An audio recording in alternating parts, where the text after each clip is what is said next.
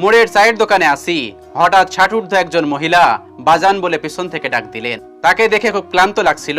জিজ্ঞেস করলাম কি চাই। সে শুকনো মুখে জবাব দিল, বাজান খুব ক্ষুধা লাগছে, দুটো ভাত খাবো। মহিলার দিকে কড়া নজরে তাকিয়ে থেকে মহিলাকে বললাম, আপনার বাড়ি কোথায়? সে পাশের একটা গ্রামের নাম বলল। তার চেহারা দেখে বোঝা যাচ্ছিল তার দাঁড়িয়ে থাকার শক্তি পর্যন্ত নেই। আমি তাকে খাবার হোটেলের মধ্যে নিয়ে গেলাম এবং তাকে জিজ্ঞেস করলাম কি খাবেন। সে ইতস্ত করে বলল, কয়টা ভাত হলেই হবে আমার। আমি তাকে সাহস দিয়ে বললাম, আপনার যা ইচ্ছা আপনি তাই খেতে পারেন। সে তখন আমাকে বলল, বাজান তাহলে আমি দুটো গরুর গোশত দিয়ে ভাত খাবো। ওয়েটারকে বললাম খাবার দিতে। জরুরি একটা ফোন আসলো আমার কাছে। তখন আমি সেই ফোনে কথা বলছিলাম। কথা শেষ করেই দেখি সে বাইরে দাঁড়িয়ে আছে। আমি তাকে জিজ্ঞেস করলাম, আপনি বাইরে দাঁড়িয়ে আছেন কেন? সে আমাকে বলল, হোটেলের ভিতরের একজন তাকে বাইরে বের করে দিয়েছে। আমার এত রাগ হলো, হোটেলের মালিককে ঝাড়ি দিলাম।